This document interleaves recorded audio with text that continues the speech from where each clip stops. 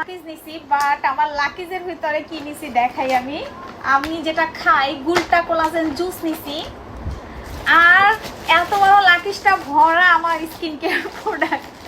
So আমি আর কি দেখাবো, মানে পুরা লাকিজটার ভিতরে আমার স্কিন কেয়ার প্রোডাক্ট, আমার জুস, আর আমি 2টা জামা নিছি শুধু, আর কিছু না।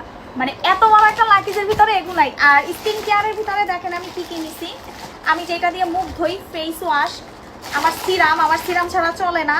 স্যাফরন সাবান নিছি, স্যাফরন বডি ক্রিম নিছি, স্যাফরন ক্রিম নিছি যেহেতু আমি এখন স্যাফরন ক্রিম মাখতেছি। তারপরে হচ্ছে saffron body cream, saffron body pack নিছি, লাল চন্দনের প্যাক, এবং must be honey soothing jail. কারণ থাইল্যান্ডে হচ্ছে এত পরিমাণ সানট্যান হয়।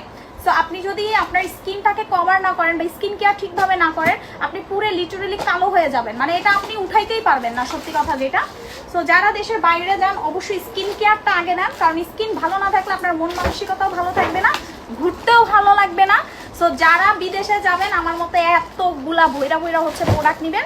আর পুরা ড্রেসের ভিতরে আমি 2টা প্যান্ট নিছি, 2টা গেঞ্জি নিছি, আর কিচ্ছু নেই নাই, বিকজ আমি থাইল্যান্ডে গিয়ে কেনাকাটা করবো। So that's it. সো আল্লাহ হাফেজ।